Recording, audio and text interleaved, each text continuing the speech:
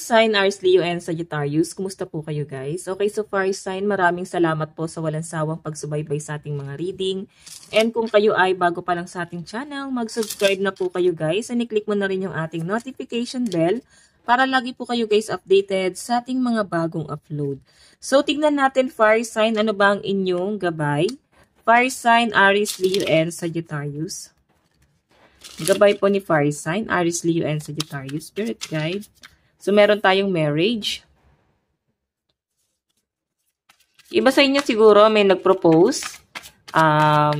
Pwedeng may nagpaplano magpakasal or pwedeng may mga ikakasal ngayon. May nakikita rin ako dito guys na yung iba dito guys na single, siguro makikita mo na or makikilala mo na yung taong para sa'yo. Okay, makikilala mo na yung taong ikakasal ka sa taong to. Parang yan yung nasa sense ko dito guys. Okay, so tignan pa natin. Okay, so, ay nako, Paul. Kung matagal ka ng single guys, mukhang ito na yung paparating sa'yo. Ito na yung para sa'yo.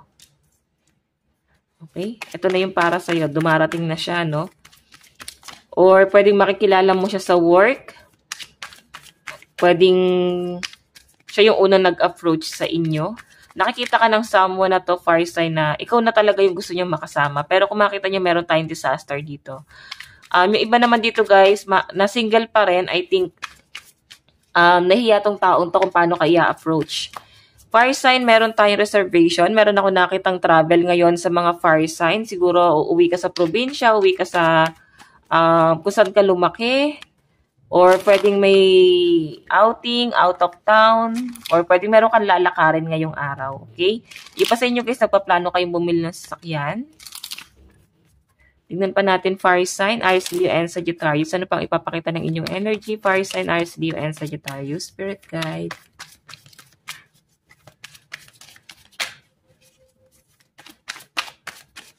Okay, so Fire Sign, meron tayong family. So, siguro, imimit mo yung pamilya mo. Or pwede meron kayong pinaplano na outing ng family mo. Pwedeng may family gatherings na magaganap. So, kaya no, yung iba sa inyo, meron kang pinaghahandaan dito. Okay? Meron kang nga ayusin. Meron kang paghahandaan. Meron kang gustong isettle. Kumbaga, once na matapos tong bagay na to guys, maaring makahinga ka na ng maluwag sa dibdib mo, no? Yung iba sa inyo guys na meron kayong pinagdadaanan, lalo na health, yung iba dito, maaring susolusyonan mo na to or pwedeng may mga magpapa-check up. Okay? So, ang lucky number nyo is 6, 29, and 46. Tignan natin ano ba itong marriage. Spirit Guide, ano po itong marriage? Ayan, sa mga nagtataka, bakit baraha ang gamit natin? Actually, ito yung ginagamit ko for private reading. For direct message, no? Tarot naman, pagka malawak, masyadong broad yung, reading. Tingnan natin, ano po itong marriage? Spirit Guide, Fire Sign, Aries, Leo, and Sagittarius. Okay. So, Fire Sign, meron tayong, wow! Kung makikita nyo guys, ito kasing Joker, new beginning to, no? Huwag nyo na masyadong pansinin yung made in China. New beginning po ang Joker. So, yung iba dito guys, may nakikita ako na maaaring nagsisimula pa lang daw tong relationship na to. Yung taong to guys, marami na siyang plano pagdating sa inyong dalawa. Gusto niya guys magkaroon na ng commitment sa'yo. Okay? Gusto kanya talaga, pero hindi niya alam guys kung paano ka i-approach. Nakikita kanya na someone na para bang wife material or husband material. Pero kung makikita mo nandito yung Nine of Spades, maraming tumatakbo sa isip niya. Gusto niya, pero mukhang natatakot siyang gumawa ng action or natatakot pa siya sa commitment. Okay? Yung iba naman dito guys, maaring asawa mo na to.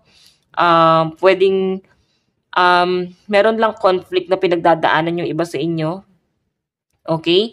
Parang mas pinipili pa rin siyang i-workout kasi may mga anak. Ayan. Parang ready na rin kasi guys yung iba sa inyo. Gusto mo na talaga ng kung meron man darating, parang sinasabi sa akin dito, siya na sana. Parang siya na sana yung someone na gusto mo na mapangasawa kasi ayaw mo na ng pa iba-iba. Okay? Ayan, yung iba sa inyo, meron nga kayong pinagdadaanan about health nyo. So, siguro kailangan nyo ng ipa-check up yan. Tignan natin ano ba tong reservation. Okay, iba sa inyo guys, siguro papabukan ng Grab. Ayan. Ano po yung reservation? Okay. Meron tayong Jack, King, and Ten of Spades. May nakikita ko dito guys, mga papeles, contract, parang recognition. Maaaring magkikita daw kayo ng person mo. Or may chance na magkita kayo ngayon ng person mo kasi may settlement na magaganap dito about sa sa mga anak. Okay, kung may mga anak kayo, pwedeng may recognition dun sa school, merong award yung mga anak, so talagang may pagkikitang pwedeng maganap daw po ngayon. Okay? So, alam mo yung feeling na kahit iwasan, talagang nagtatagpo. So, 10 of spades, settlement yan guys. So, maaaring magkakaroon ng kasulatan. Pwede nakikita mo siguro may bagong sasakyan na tong person mo or pwedeng bibili ka ng bagong sasakyan. Okay? Kumbaga parang pataasan kayo ng pride eh. May tampuhan. Pwedeng bigla-bigla na lang nagdedesisyon yung isa na hindi man lang sinasabihan yung isa. Okay? Parang walang partnership. Tignan pa natin guys, ano ba tong family? Ano po ang family spirit guide?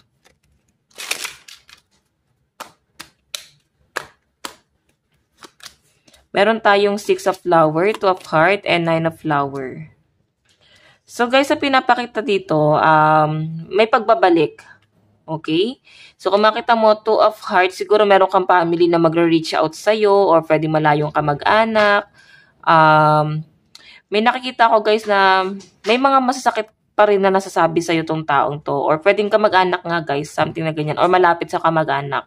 Pwedeng may mga nasasabi pa rin sila sa inyo, may napapansin pa rin, may napupuna pa rin sa inyo, or pwedeng ikaw to na may napupuna. Kasi ito guys, so 9 of flower, may nasasabi yan, pero ito, maring hindi siya maganda. Hindi maganda yung mga nasasabi rito. Okay? Pero okay naman, mag-close naman kayo, pero ang problema lang guys, maring yun nga, hindi siguro nagkakasundo-sundo. Sa loob pa rin talaga ng family. Or pwedeng mother mo, father mo, kapatid mo, or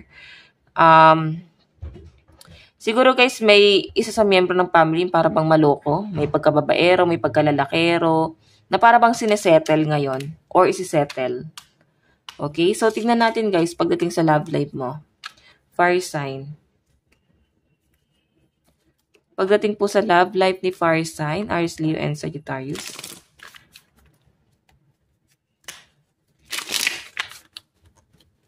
Fire sign, Aries, Leo, and Sagittarius.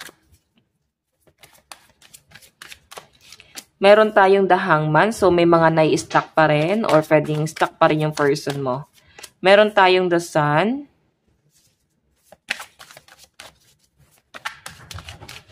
Meron tayong 8 of swords. Meron tayong 2 of cups. So, guys, pagdating sa inyong relationship, may nakikita ako dito na para bang may hoping pa rin.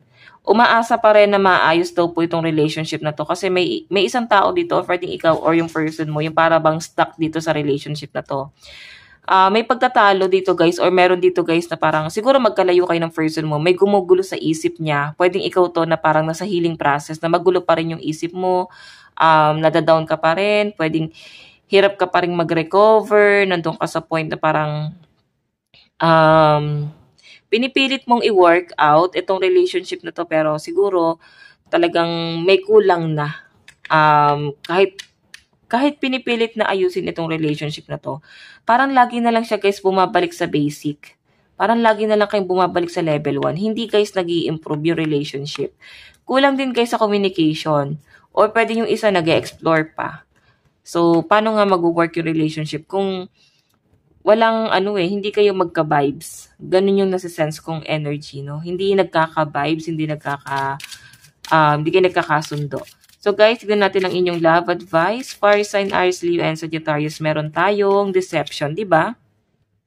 So maaring may nag-explore nga dito, maaring may natatempt na magkaroon ng parang infidelity, ganon. Or natatempt na gumawa ng ma-fall sa iba. Parang ganyan. Or magkaroon ng third party. Siguro, may ibang distraction talaga dito, guys. Okay? Kasi deception na to eh. Kaya yung iba sa inyo, nai-stuck. Or stuck yung person mo. Tignan pa natin. Meron tayong past life relationship. So, ex mo, or pwedeng meron kayong unfinished business na tong taong to. Kung bakit bumabalik at bumabalik siya. Bumabalik at bumabalik yung energy na to sa inyo. Okay? So, tignan natin guys. Advice. Meron tayong it's not me. Sino to? So, siguro may pagtatalo pa rin, may nakikipagpataasan pa rin ng pride. Then, siguro sinasabi na wala sa akin ang problema. So, talagang may pataasan ng pride dito, guys. Okay, parang matira-matibay eh. Advice, meron tayong frequency, flow, sound, vibration, energy, and healing. Maaring ito ang dapat nyong gawin, okay? So, fire sign, ito lang naman po ang inyong reading hanggang sa muli. God bless and love you all. Thank you!